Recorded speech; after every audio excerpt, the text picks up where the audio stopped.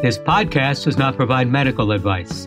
Please listen to the complete disclosure at the end of the recording.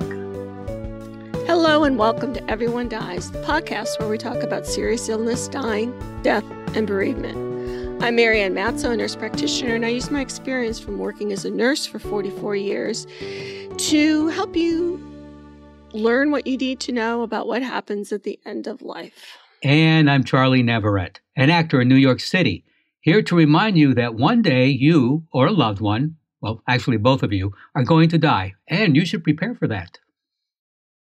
So please relax and get yourself something splendid to snack and sip on and put your feet up. And thank you for joining us in our multiverse and spending the next hour with Charlie and me as we talk about using exercise to manage depression and anxiety. In the first half, Charlie talks about the lost art of funeral confectionery, and I have our recipe of the week. In the second half, our CEO, David, joins us to discuss how to exorcise depression and anxiety with exercise. And in our third half, Charlie has an essay about happiness.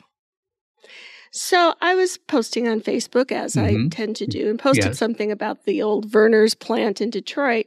And Gretchen Moorhead, who's from Detroit, messaged me, and she said, I can't stand to drink that stuff, but we have an awesome recipe for pot roast that she brings to family events, and it disappears. So I said, oh, well, Gretchen, I need that recipe. So she gave me the recipe and she said that we could share it with our Everyone Dies listeners. And it's just you throw all the stuff in the crock pot and then you eat it. And it's really, really easy. So we're going to post that on our website so you can, if you can't stand to drink the stuff, which actually I really don't much care for how it tastes because I associate, my mother always would warm it and give it to us when we were sick. And so I associate Verner's and the smell of Verner's with being sick. And really? Plus, all right. There's no joy in warm Verner's. There is just no joy. You know what? For our listeners not familiar with Verner's, I don't even know how to describe that taste. It's not ginger ale. Right. It's It is ginger, because I was reading about it. It is very gingery, but there's something else they do. It's old school ginger. Is that what it is? Yeah. You don't know that. So that you said that. And I can't think of, there's examples of this, and I can't think of one. So maybe you folks can, fill in the blanks for me. Yeah, it's just a type of like traditional ginger.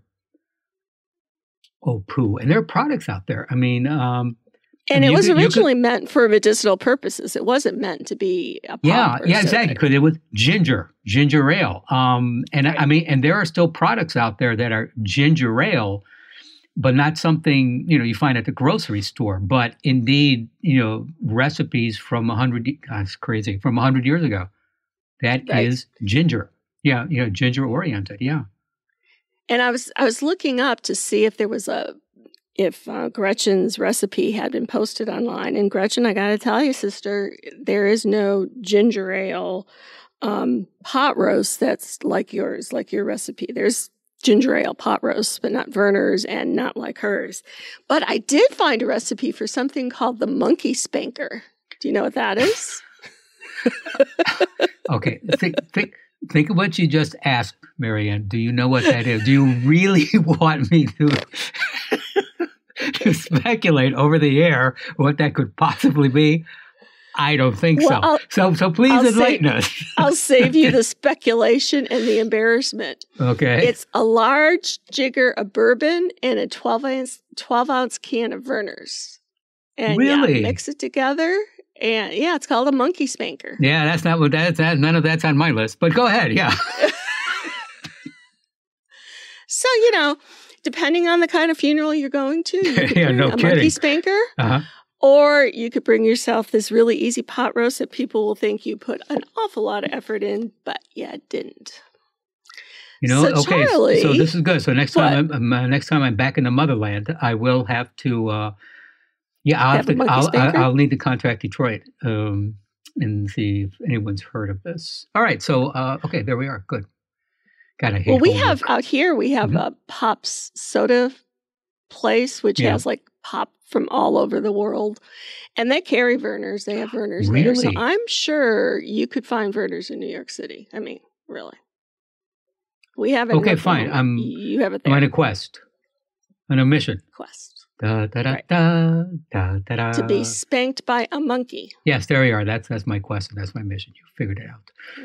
Okay. Yes. And So what do speaking, you have for our first half? Speaking of spanking the monkey, no? well, after that, actually, we're looking at the lost art of funeral confectionery. Now, these basically were beautiful mementos of mourning, and pretty much all of this has disappeared. In the 19th century, the Swedish upper class distributed ornately decorated candy at important events such as weddings and baptisms, but also funerals. The wrappers of the funeral confectionery were macabre lithographs of skulls, graves, and skeletons. Long fringe on white paper often represented the death of a child, while black paper and fringe was used for adults. In 1884, at the funeral of Adolf Emanuel Cagelin, visitors received solemn keepsakes, small sugar-sculptured doves perched among black lace attached to pieces of black paper. Inside each wrapper was a piece of hard, let's just call it candy. Some mourners wrote messages on the mementos. Some left heart-wrenching inscriptions. Adolf's mother, Maria, wrote, "Our beloved son, Adolf Emanuel, died on October 28th. Today, Maria's somber suite can be seen in Stockholm's Nordiska Museum as part of their collection of Swedish funeral confectionery. The candies were part of a 19th century trend among the Swedish upper class, when families distributed ornately decorated candy at important events like funerals, weddings, baptisms, and anniversaries. For happy occasions, wrappers featured bright colors and images, such as babies, crowns, or pink ribbons. But funeral confectionery design was macabre. The wrappers, as I mentioned, were lithographs of skulls, graves, and skeletons. The thinking was, we are dealing with death here and a great loss, so visually the expressions were gloomy and morbid, said Ulrika Torell, a curator and an author at the Nordiska Museum. You were not making something milder than it really was. For example, the candy that marked the death of Mrs. Savelli in 1844. Its wrapper depicts a skeletal figure snipping the strings of time with scissors. And to make sure you understood, it also featured a scythe resting beneath an hourglass. Even children's funeral confectionery did not shy away from the stark finality of death. According to the inscription on a candy wrapper, Ernst Axel Jacob von Post was, quote, baptized in distress. Shortly after he was born on May 3, 1871, and died the next day. Attendees at his memorial received sweets covered in white paper, a common color denoting a child's death, with a glossy black label that bore a tombstone and a skull and crossbones. Another wrapper read, "Think of death, the hour strikes." The symbolism of the beautifully designed confections was far more important than the sweets inside. Sugar was a valuable commodity. The candies were precious objects meant to be treasured, not eaten. Some confectioners would use chalk or other cheap materials in the candies to reduce costs, thinking no one would eat it. They were hard like stone, and there were stories of children who tried to eat these candies. Eating funeral confectionery was ill-advised and considered disrespectful. By the end of the 19th century, funeral confectionery had spread throughout Sweden, from the bourgeois in the cities to the peasants in the countryside. When beet sugar became increasingly available and inexpensive in the late 1800s, candy became more accessible. As business boomed, an entire industry sprouted up around ritual confectionery. Imported labels led to a shift in the candy's imagery. Skulls, coffins, and graves were replaced by angels, Jesus Christ, and the Virgin Mary. Ulrika Torell at the Nordiska Museum says, the images became more anesthetized and standardized expressions for grief. You could see the modernization of mourning with these mass-produced images.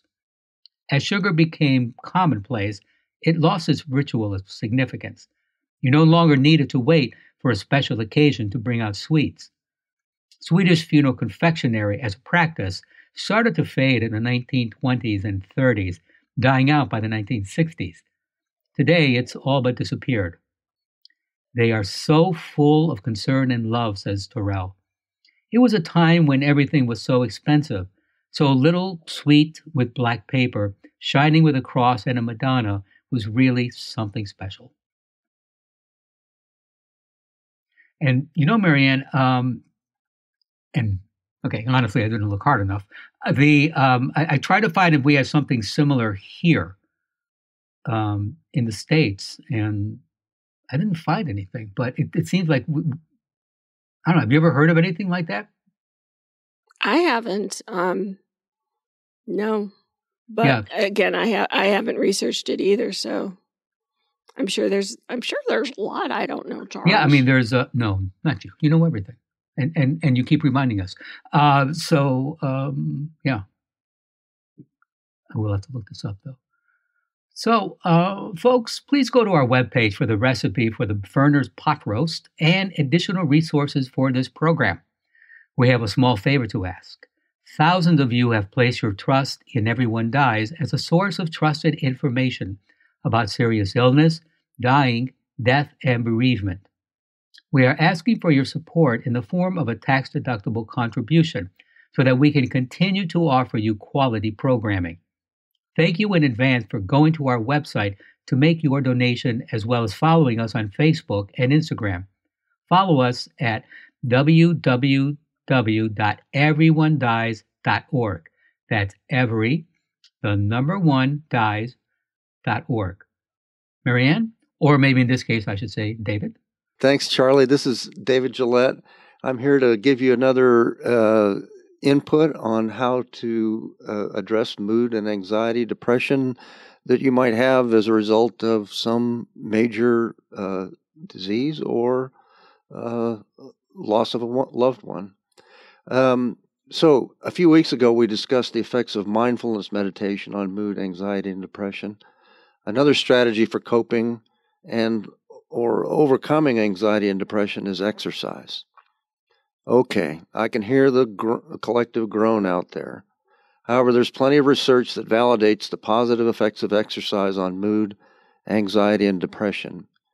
In their book, Exercise for Mood and Anxiety, Proven Strategies for Overcoming Depression and Enhancing Well-Being, Otto and Smits provide evidence-based benefits and a strategy for an exercise program that will have positive effects on your mood and quality of life.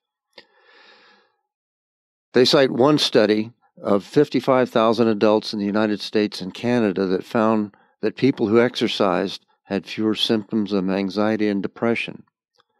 Another study summarized 70 studies that showed that people that had experienced sad or depressive moods reliably report meaningful improvement in their moods after starting an exercise program. Furthermore, a study of 202 adults with major depression diagnoses compared the effects of exercise with that of the antidepressant medication. The results showed that the effects of exercise on depression are similar, if not equivalent, to the antidepressant medication. But those in the study who exercised had the added benefit of being fit at the end of the study. There are a number of explanations to how exercise affects depression and anxiety. One explanation of how exercise may reduce a person's vulnerability to depression and anxiety is that exercise is a stressor, and regular exercise forces your body to adapt to the demand placed on it. Because your body has adapted to exercise stress, it more easily handles other types of stress. People suffering from depression are 2.5 more times likely to have experienced a stressful event in life, such as loss of a loved one. I went through this when my wife of 40 years died suddenly.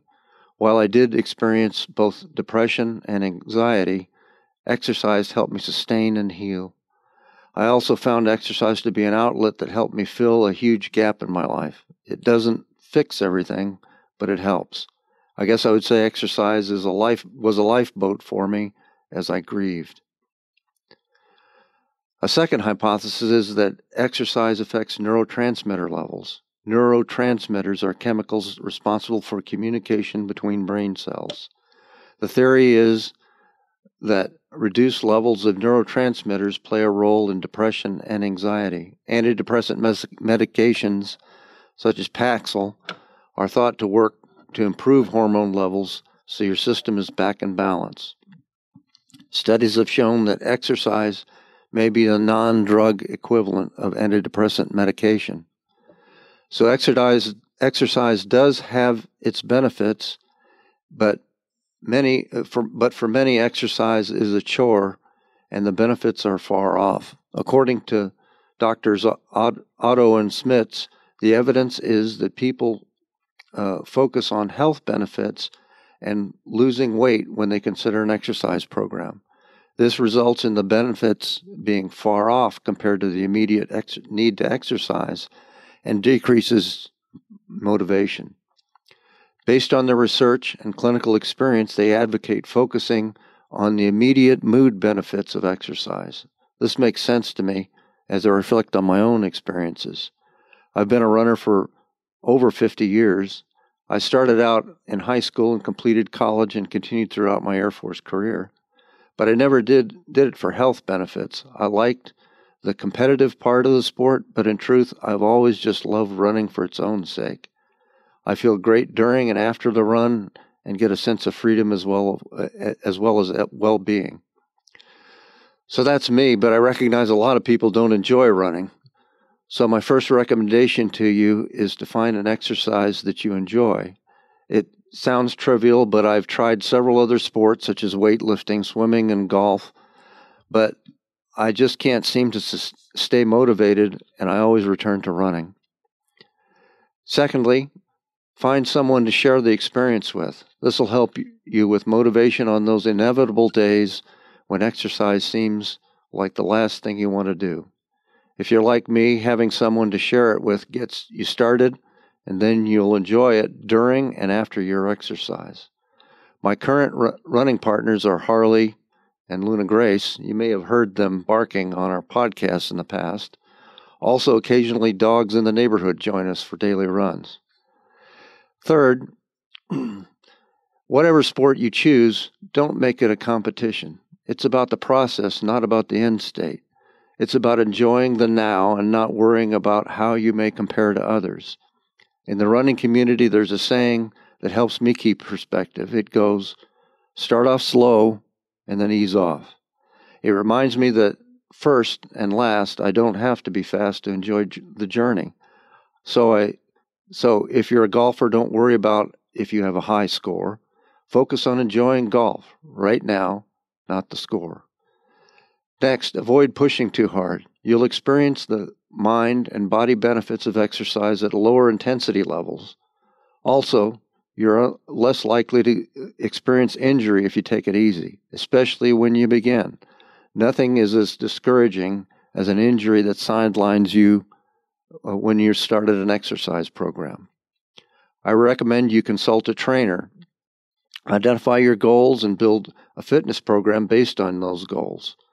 Set realistic goals that both you and the trainer agree are achievable in your life, given your life situation. Include rest as a key component of your fitness plan. Overtraining can sideline you due to injury.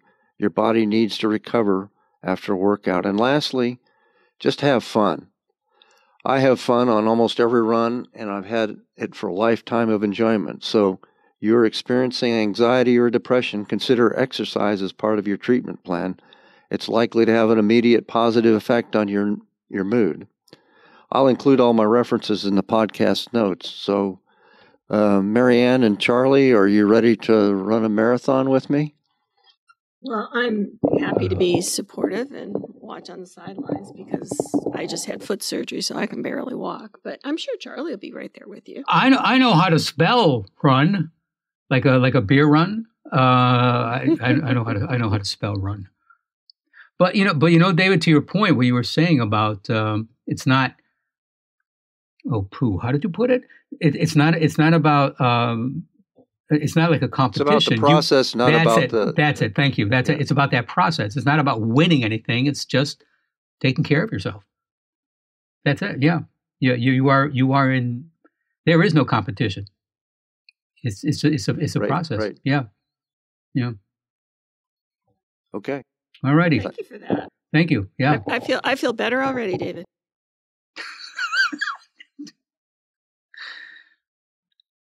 So, next, in our third half, a beautiful 83-year-old lady who was fully dressed every morning at 8 o'clock sharp, with her hair done in fashion and perfectly applied makeup, is moving to a retirement home.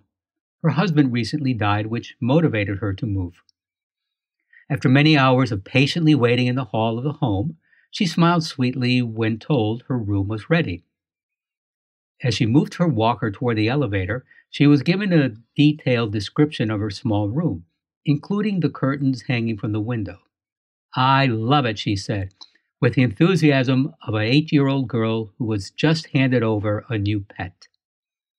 "But Mrs. Jones, you haven't seen the room yet. Just wait." "Well, that doesn't matter," she replied. "Happiness is something you decide over time. Whether or not I like my room doesn't depend on how the furniture is arranged. It depends on how I arrange my mind. I've already decided that I like it. It's a decision I make every day when I wake up. I have the choice. I can spend the day in bed, going through the difficulty I have with my body parts that don't work, or get out of bed and be thankful for the parts that do work. Every day is a gift. And as long as my eyes open, I will focus on the new day and the happy memories I've stored just for this time in my life. Happiness is like a bank account. You withdraw from it what you deposit. So my advice would be to deposit a lot of happiness into your memory account. Remember these 5 simple things. 1. Free your heart from hate and discord. 2. Free your mind from worries. 3. Live simply. 4. Give more. 5. Take less.